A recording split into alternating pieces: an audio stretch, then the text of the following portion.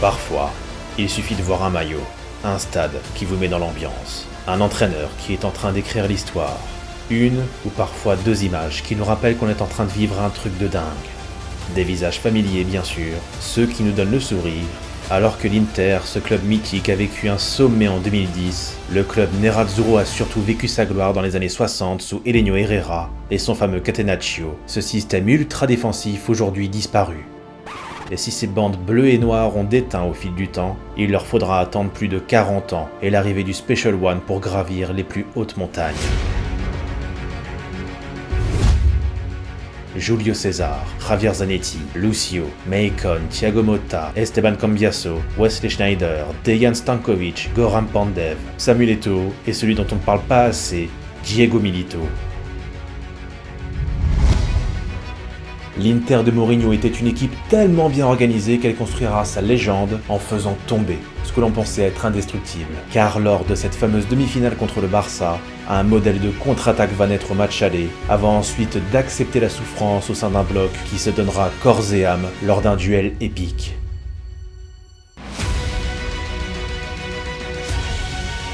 Cette épopée est l'une des plus folles que le football ait jamais connue, et en plus c'est ma préférée et celle qui changera à jamais le destin de la chaîne. Voici comment l'Inter de Mourinho va surprendre tout le monde en 2010 en décrochant un triplé historique.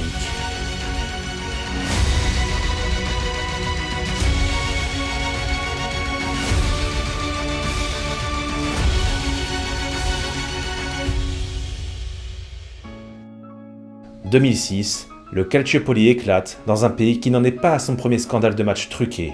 Parmi les fautifs, l'AC Milan et surtout la Juve, lourdement sanctionnés, et parmi ceux n'étant pas concernés par cette affaire, l'Inter va alors profiter de la chute de la vieille dame pour s'emparer de la couronne d'Italie.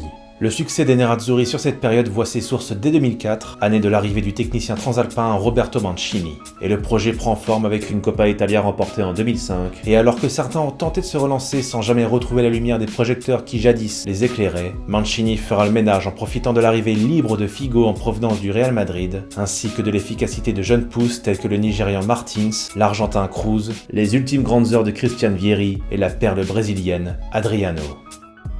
Et après la relégation administrative de la Juve en Série B, l'Inter va en profiter pour récupérer quelques joueurs turinois, parmi eux Patrick Vieira et Zlatan Ibrahimovic. Et avec le retour d'Hernan Crespo devant, le secteur offensif milanais est désormais bien mieux fourni. En 2006-2007, une seule défaite seulement, une série record de 17 victoires consécutives en Serie A pour un total de 97 points. Ce deuxième titre consécutif de champion d'Italie est incontestable, mais cet effectif milanais jouit également d'une expérience très importante avec le Serbe Dejan Stankovic, le Français Olivier Dacour qui joue énormément, le rendement impressionnant en défense de Marco Materazzi qui inscrit quand même 10 buts en Serie A en 2006-2007, et bien sûr toute la justesse technique de la grande communauté sud-américaine avec l'Uruguayen Alvaro Recoba, même s'il est sur la fin, une expérience qui fera triompher cette équipe, avec en défense le recrutement de l'Argentin Walter Samuel en 2005, qui forme une excellente entente avec un autre Argentin, Nicolas Burdisso, sans oublier dans la rotation le Colombien Iban Cordoba, présent au club depuis 1999 et grand gage de confiance, et sur les côtés,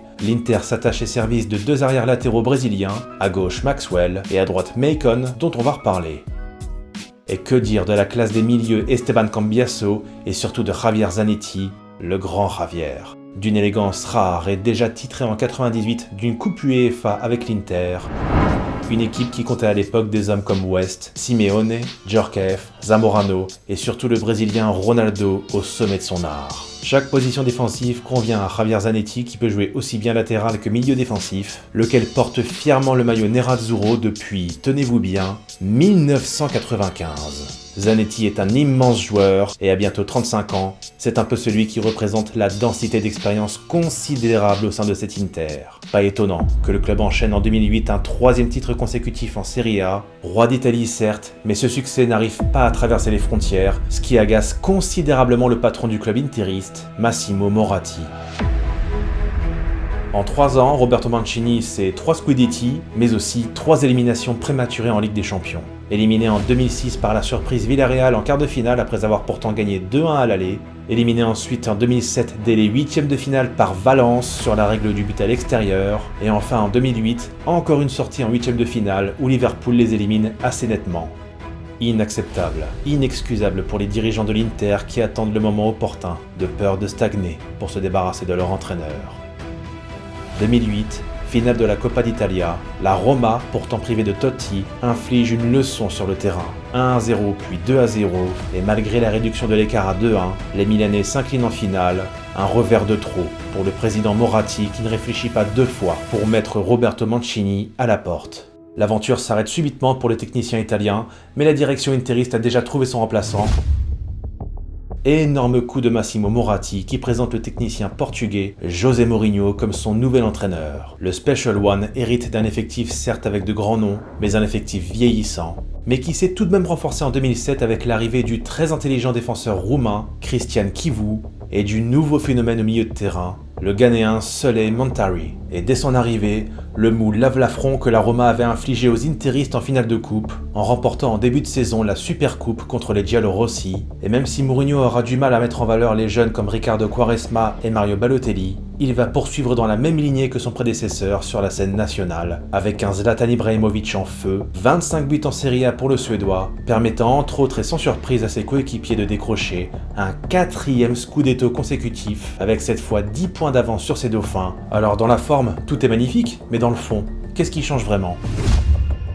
8e de finale de Ligue des Champions, l'Inter doit défier le Manchester United de Sir Alex Ferguson. Et ça tombe bien car José connaît très bien les Mancuniens qu'il a déjà éliminés avec Porto en 2004. La suite, on la connaît, sauf que 2009 sera une toute autre histoire.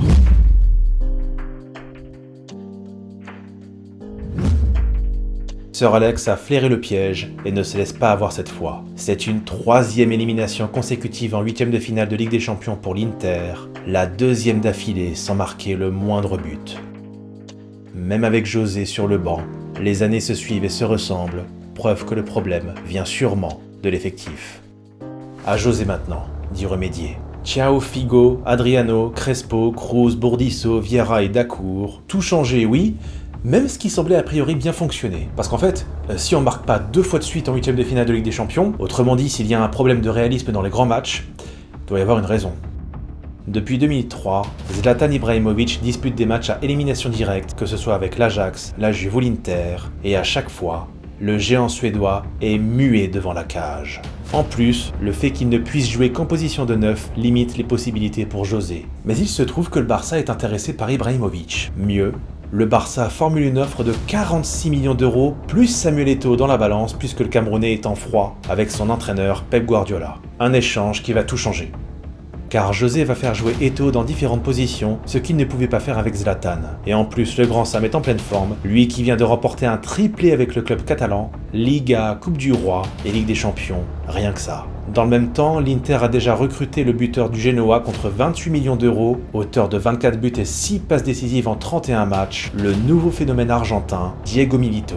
Le club interiste dispose désormais d'un potentiel offensif considérable et il ne s'arrête pas là. Il recrute un défenseur supplémentaire, c'est pas le plus jeune, 31 ans, celui-ci est brésilien, l'une des arrière-gardes du Bayern, Lucio, un excellent relanceur, ainsi que le milieu polyvalent et grand artisan avec Milito de la 5e place du Genoa en Serie A en 2009, l'Italo-brésilien Thiago Motta pour 10 millions d'euros, un nouveau gage d'expérience puisqu'il a remporté la Ligue des Champions avec le Barça en 2006, faut-il le rappeler. Mais l'Inter va aussi se montrer très malin, avec l'arrivée libre du Macédonien Goran Pandev. Mais le vrai coup de génie, c'est que pendant ce temps-là, le club Nerazzurro va constater que le Real Madrid, par exemple, est en train d'effectuer un recrutement XXL pour combattre la domination du Barça, en s'attachant les services de Cristiano Ronaldo pour 94 millions d'euros, Kaka pour un peu plus de 65 millions d'euros et Benzema pour 35 millions d'euros. Donc s'il y a des renforts d'un côté, ça veut dire que de l'autre côté il y aura un dégraissage. L'Inter profite donc des soldes et recrute le néerlandais Wesley Sneijder pour 18 millions d'euros. 18 millions dans le monde du foot actuel, ça paraît rien, mais à l'époque... Ah bah non, c'était rien non plus, surtout pour Wesley Sneijder. Écoutez ce que Mourinho disait à l'époque. Comment le Real Madrid a-t-il pu le laisser partir ? Sneijder est un joueur exceptionnel. Entre lui et Deco, combien de 10 comme eux peuvent venir défendre, conduire les attaques et finir les actions ? Quel mercato effectué par l'Inter, et une rotation impressionnante mêlant expérience et intelligence, même si ce n'est plus tout jeune, mais de quoi rivaliser dans les grands rendez-vous européens. Surtout, Schneider sera au centre de tout, un des derniers grands 10 polyvalents de l'histoire du football, sans oublier bien sûr Eto'o et Milito en attaque, et la possibilité d'aligner le Serbe Dejan Stankovic et le Macédonien Goran Pandev au milieu. Voilà ce qu'on appelle un effectif totalement renforcé et qui n'aura plus l'impression de jouer uniquement pour Zlatan. Et c'est ainsi que l'emprise de Mourinho va s'accroître au fil de la saison 2009-2010. Tenez, une anecdote qui montre que Mourinho a pris le pouvoir, à prendre avec des pincettes parce qu'avec José, faut se méfier, tout n'est pas forcément vrai. Selon lui, on lui racontait que Maicon prenait souvent un 5e carton jaune synonyme de suspension juste avant Noël, histoire de passer plus de temps avec sa famille. Et fin 2008, rebelote, il reste un match avant la trêve hivernale et Maicon compte 4 cartons jaunes, sûrement un hasard. Sauf que José l'a grillé et il lui dit si tu prends un 5e carton jaune, t'iras pas en vacances. Ce à quoi Maicon lui aurait répondu et si je marque un but, je peux m'en aller ? Et José lui répond « Seulement si tu en marques 2 ». Eh bien Maicon, arrière droit je le rappelle, c'est même pas sa fonction première de marquer, mais lors du dernier match avant la trêve contre Sienne, il va bel et bien inscrire 2 buts, et sur le deuxième, il retire bien son maillot synonyme de 5e carton jaune et de suspension. C'est bon, il peut partir plus de temps, et José lui a même donné une semaine en plus. Alors cette histoire elle est complètement dingue, et elle montre à quel point la mainmise de Mourinho sur le vestiaire interiste est totale. Les joueurs et l'entraîneur semblent soudés, ils regardent tous dans la même direction, donnant l'impression que cette saison 2009-2010 ne sera peut-être pas comme les autres. Car dès la deuxième journée au mois d'août, le derby de la Madonnina tourne en démonstration. L'Inter humilie son voisin l'AC Milan 4-0.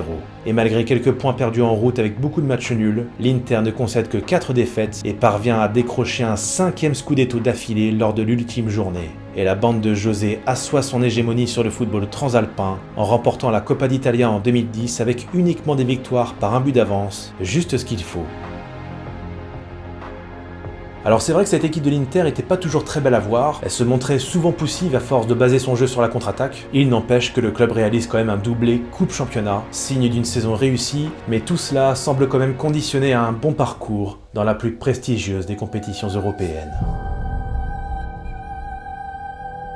Au premier tour, les Nerazzurri se montrent très poussifs en commençant par 3 matchs nuls dont 2 très frustrants contre le Rubin Kazan et le Dynamo Kiev. Et au match retour à Kiev, les choses sont très mal engagées parce que l'Inter est mené 1-0 sur un but du Ballon d'Or 2004, Andrei Shevchenko. Mais dans les ultimes instants de la partie, Milito puis Schneider offrent un succès inespéré 2-1. L'Inter reste dans la course avant un périlleux déplacement sur le terrain du Barça de Guardiola. Privé de Schneider pour ce match au Camp Nou, Mourinho fait confiance à Stankovic derrière le duo Milito-Eto'o. Néanmoins, c'est trop dur face au rouleau compresseur catalan qui s'impose 2-0. Mais ce n'est que partie remise. On se retrouvera, c'est promis. C'est donc lors de la dernière journée de la phase de groupe que la bande de José décroche sa qualification grâce à Samuel Eto'o et Mario Balotelli. L'Inter termine 2e du groupe et prendra forcément un gros morceau en 8e de finale. Et le tirage au sort va les gâter puisque José Mourinho retrouve son ancien club, Chelsea, désormais entraîné par Carlo Ancelotti. Pour ce match aller à Milan, Zanetti sera placé à gauche, Stankovic à droite, en soutien de Maicon en défense et Eto'o en attaque. Et pour cause, Carlo Ancelotti, avec tous ses arrière-gauches blessés, a titularisé Florent Malouda à ce poste. Il y a donc pour l'Inter une possibilité de jouer sur le côté de Malouda, mais aussi, et c'est le côté imprévisible incroyable que l'Inter va développer sous Mourinho, attaquer sur l'autre côté, là où Chelsea s'y attend le moins. Donc pendant que Motta va lancer Zanetti, de l'autre côté Cambiasso va surtout lancer Schneider, et Maicon qui adore attaquer. Le match commence très fort, dès la 3e minute avec Milito. Malgré l'égalisation de Kalou pour Chelsea en début de seconde période, l'excellent Esteban Cambiasso, qui va monter très haut pour ce match, va reprendre une première puis une deuxième fois un ballon qui traînait devant la surface pour offrir à l'Inter un succès de prestige 2-1. Match aller sensationnel qui donnera lieu à un retour tendu à Stamford Bridge. À l'époque de la règle du but à l'extérieur, il suffit d'un but pour que Chelsea se qualifie. Les Blues poussent, mais à la 78e minute, petit bijou de passe de Schneider direction Eto'o qui file au but. Et victoire de l'Inter, 1-0 à Stamford Bridge. Immense exploit des Nerazzurri qui poursuivent leur route en quart de finale face au CSKA à Moscou, invité surprise à ce stade de la compétition. Ce ne sera pas simple, mais l'Inter s'impose 2 fois sur la plus petite des marges et va donc se hisser en demi-finale pour y retrouver, tiens, le Barça de Guardiola pour une finale avant l'heure. Ceux qui suivaient de près le foot à l'époque n'ont absolument pas oublié ce match, car ce duel entre le Barça et l'Inter en 2010 entrera dans la légende de la plus belle Coupe d'Europe. Car pour tenter de battre ce Barça absolument énorme, Mourinho va effectuer en amont un travail tactique colossal. Le Special One va naturellement reconduire sa défense habituelle qui n'a encaissé qu'un seul but dans cette phase à élimination directe. On retrouve sur le côté gauche le Macédonien Goran Pandev, un attaquant à la base qui aura pour objectif de dynamiser l'aile, Thiago Motta au centre, Cambiasso à droite, Zanetti côté gauche qui va avoir un travail de coordination avec Pandev, et Cambiasso à droite qui aura un travail de coordination à faire avec Eto'o afin de couvrir ces deux zones où un certain Messi est attendu. Et comme José Mourinho l'a lui-même expliqué, il fallait trouver un équilibre avec Schneider à la fois pour couvrir la zone lorsque Zanetti et Pandev étaient sur Messi, même chose de l'autre côté avec Maicon et Cambiasso, et en même temps déclencher des contre-attaques éclairs pour briser la chaîne catalane, d'où le rôle très important de Schneider qui va devoir tout faire. Et même avec l'incursion des deux autres attaquants catalans, que ce soit à droite ou à gauche, il y aura toujours une couverture assurée par Eto'o et Pandev. On rappelle qu'Eto'o est un œuf de métier, mais il va descendre pour couvrir la zone de Cambiasso, pendant que Maicon va monter très haut. Même chose de l'autre côté, c'est Pandev qui va devoir couvrir pendant que Zanetti va monter. La synergie, l'entente entre ces milieux, cette défense et l'attaque, tout doit être absolument irréprochable, sans quoi on ne peut pas battre ce Barça. Un FC Barcelone privé d'Andrés Iniesta mais qui affiche néanmoins un 11 de rêve avec Seydou Keita qui sera aligné aux côtés de Xavi et Busquets. A noter la présence de Maxwell, l'ancien de l'Inter, au poste d'arrière gauche, un détail qui compte parce que ça veut dire qu'on connaît ses faiblesses, tout comme un certain Zlatan Ibrahimovic d'ailleurs. Mais dès la 19e minute, les Catalans qui jouent en orange fluo vont ouvrir le score. Aïe. Dès le départ, le plan semble voler en éclats, et c'est là que le facteur expérience sera très important. Les Nerazzurri ne vont surtout pas s'affoler, bien au contraire, ils se procurent même les meilleures occasions, avec notamment un joueur que la défense barcelonaise a beaucoup de mal à tenir, c'est bien sûr Diego Milito. Une véritable boule d'énergie, un poison tellement mobile qu'il attire tous les défenseurs catalans sur lui, et il remet ensuite très intelligemment sur Schneider, libre de tout marquage pour égaliser à la demi-heure de jeu. Un partout, ce sera le score à la mi-temps, pas cher payé parce que l'Inter est vraiment très mobile. Alors je peux pas vous remontrer les images, mais j'ai regardé le match juste avant cette vidéo, et je peux vous dire que les contre-attaques interistes sont juste impressionnantes. Ça va tellement vite que les arbitres voient des hors-jeux qui n'existent pas, comme s'ils n'arrivaient pas à croire que Milito pouvait aller aussi vite. Alors bien sûr, l'Argentin court très vite, mais on voit surtout que cette séquence a été minutieusement travaillée. Quelle coordination! Et bien sûr, Mourinho a de quoi s'exaspérer de l'arbitrage, parce qu'à l'époque, il n'y a pas de VAR, donc on ne laisse pas l'action se poursuivre. Oui, c'est injuste, mais certains pensent que le VAR est pire. Et en seconde période, on redémarre sur les mêmes bases. Les latéraux du Barça sont très hauts et laissent beaucoup trop d'espace derrière. Résultat, le surnombre apporté par Maicon va faire mouche. Encore un but du latéral brésilien, 2-1. L'Inter cherche à garder ce temps fort en sortant Pandev, remplacé par Stankovic, et à l'heure de jeu, Milito, cette fois bien hors jeu, mais pas signalé, aggrave la marque 3-1.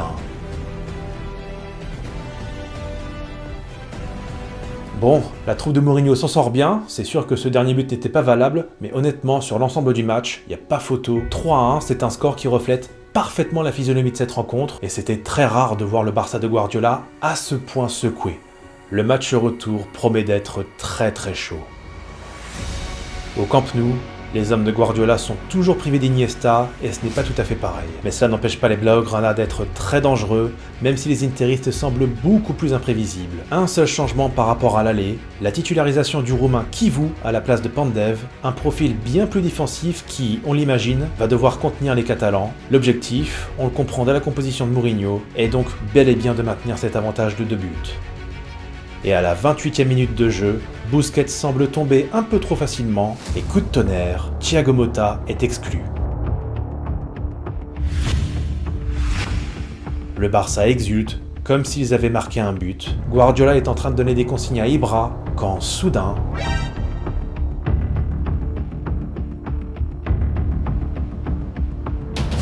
Les Nerazzurri laissent volontiers le ballon au Blaugrana, cela fait partie du plan. En revanche, ce qui n'était pas prévu, c'est que cet Inter devait jouer un peu plus d'une heure à 10 contre ce Barça impitoyable. La souffrance, ils ne pourront y échapper.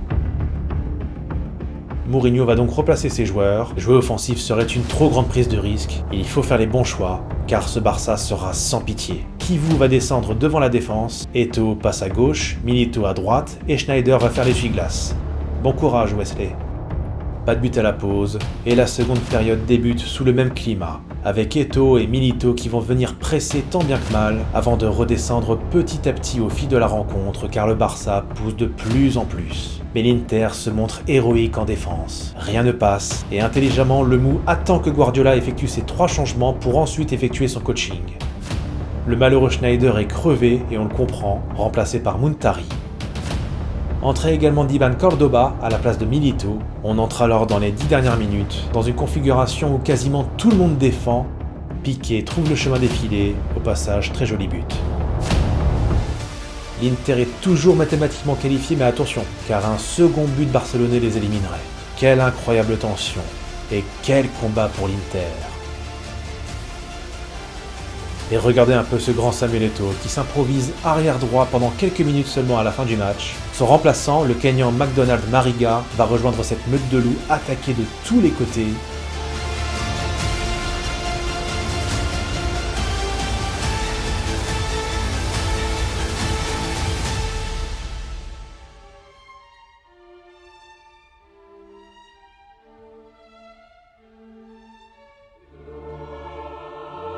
Autrefois, José était membre du staff catalan, traducteur, coordinateur. En fait, il faisait un peu de tout, et il organisait même les séances d'entraînement.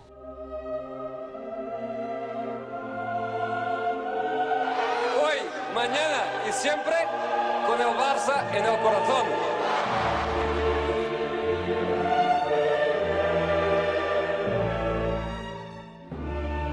Mais ce soir-là, José va devenir l'ennemi public numéro 1 en Catalogne.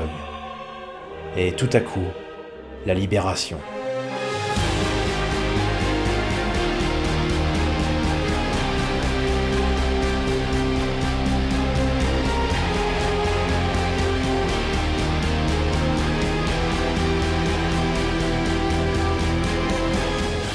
L'ogre barcelonais est tombé, humilié même par cette célébration légendaire de José Mourinho. I won big matches, I had great moments in my career. This one is the best one. La finale de la Ligue des Champions se déroule à Madrid, une finale qui ne restera pas dans les annales mais dans laquelle l'infatigable Diego Milito signe le doublé. Les Milanais battent le Bayern 2-0 et décrochent un triplé historique, Scudetto, Coppa d'Italia et Ligue des Champions. L'Inter est encore à ce jour le seul club italien à avoir réalisé pareille performance. Ce chef-d'œuvre est celui de tout un groupe. D'un Milito absolument phénoménal du début à la fin, d'un Eto'o en taille patron qui a accepté ce travail de l'ombre pour le bien de l'effectif, d'un Schneider en mode couteau suisse qui a tout donné et qui atteindra même un mois plus tard la finale de la Coupe du Monde.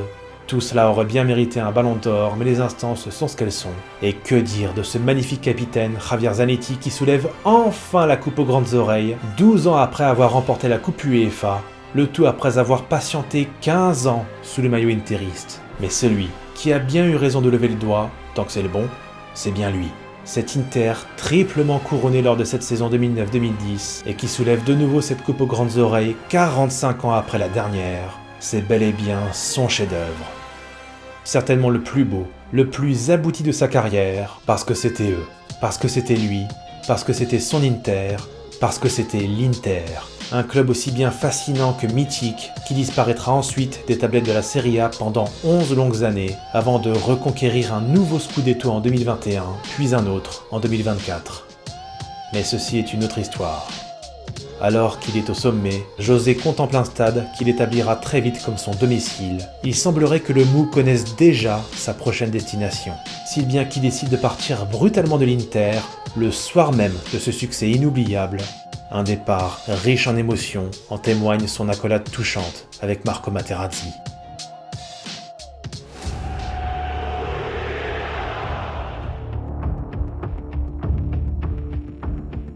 Je suis un Madridista. La suite des folles aventures de José le Madridista, c'est au programme du prochain épisode.